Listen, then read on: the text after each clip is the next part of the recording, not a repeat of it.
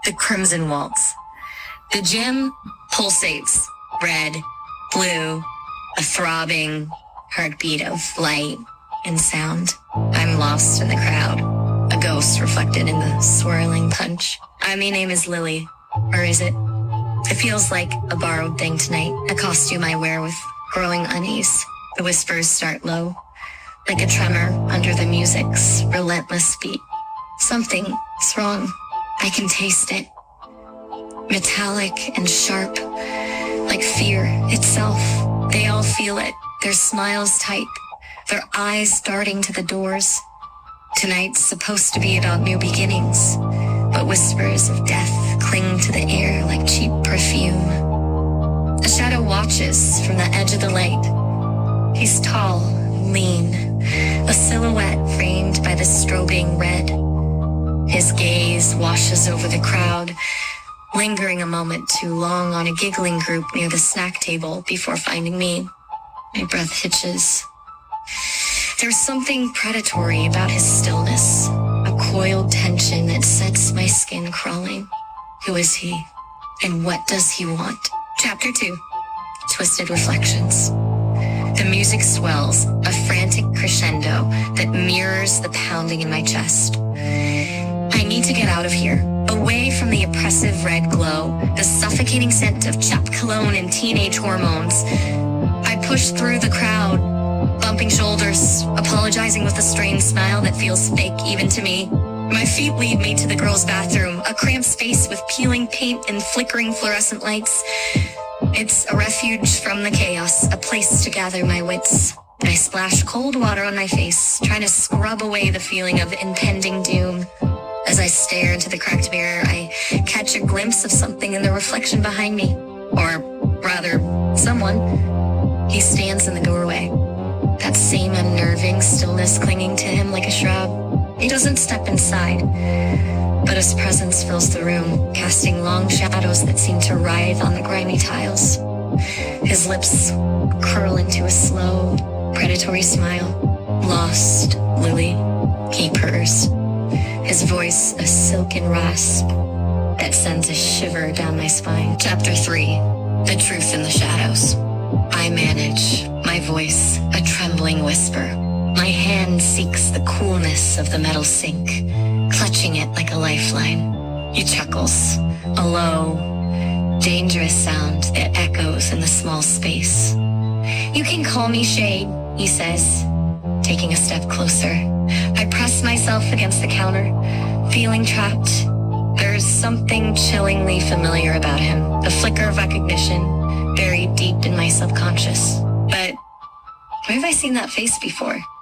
What do you want? I ask, hoping my voice doesn't betray the terror gnawing at my insides. Shade's smile widens, a flash of white teeth against his shadowed face. Just a dance, Lily, he murmurs. My dance was this. Chapter 4. A Massacre of Memories. He takes another step, closing the distance between us. The flicker of recognition in my subconscious bursts into a bonfire of memory. His eyes. Those eyes. They're the eyes I see every time I close mine. The eyes that haunt my dreams. The eyes that belong to the killer. The killer who took everything from me. And it claws its way up my throat, choking off my scream. But before he can reach me, a deafening chord shatters the stillness. The music cuts out, plunging us into silence. Then, chaos. Screams erupt from the gym as startled laughter turns into raw terror.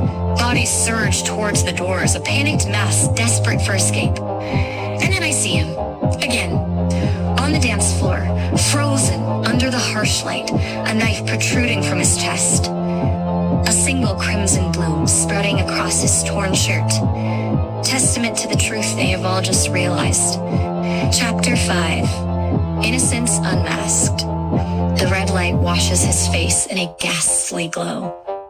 His eyes stare vacantly up at the ceiling, wide with disbelief, as if even death surprised him. Shade slumps to the floor, his predatory aura gone, replaced with the stark, tragic finality of death. And in that moment, something else clicks into place. Someone screams. A high-pitched, piercing sound that cuts through the pandemonium. A girl stumbles, falls, her eyes fixed on the body at my feet. And I know who the killer really is.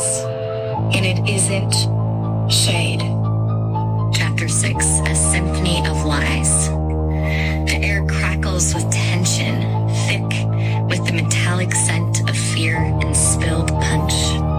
Every eye is locked on the body, on the crimson stain blossoming on Shade's chest.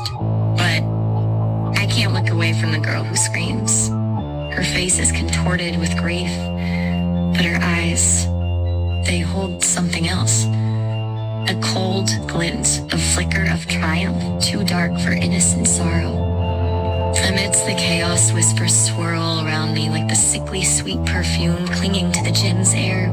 Accusations, speculation, everyone suspects everyone. My heart pounds a frantic rhythm against my ribs. Nobody knows the truth, not yet, and maybe, just maybe, they wouldn't recognize it if they heard it. Chapter 7, Chains of Deception Panic has given way to organized confusion.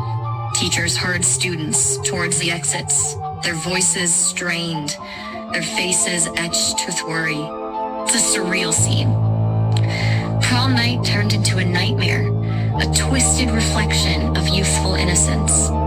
I slip away from the throng, weaving through panicked bodies, desperate to escape the suffocating atmosphere. As I push open the double doors and step into the cool night air, a hand grasps my arm.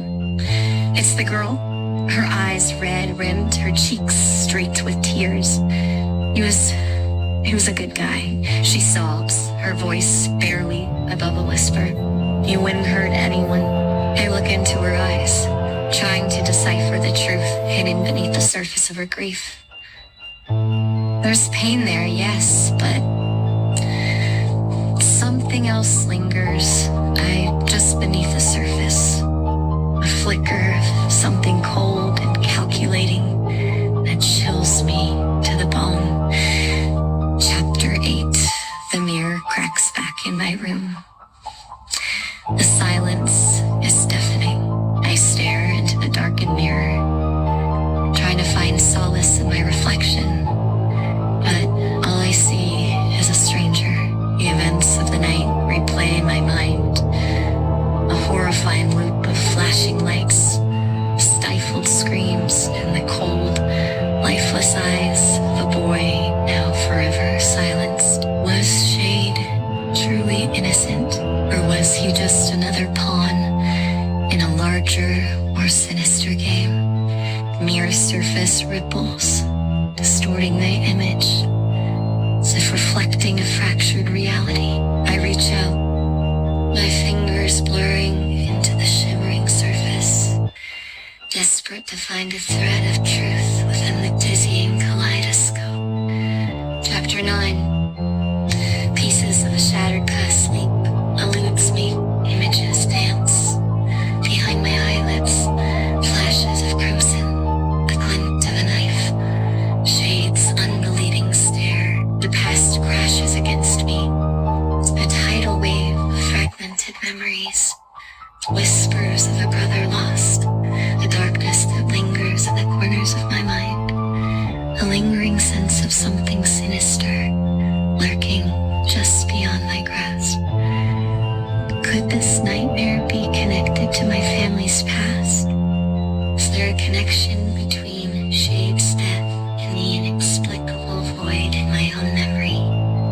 The pieces don't fit, but they whisper of a larger conspiracy, a web of deceit that binds us all. Chapter 10.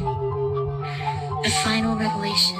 Dawn breaks, painting the sky in hues of rose and gold, but the darkness within me remains.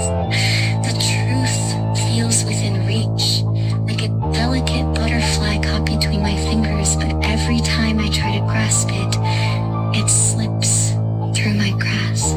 Through whispers and shadows, I unravel a story far more sinister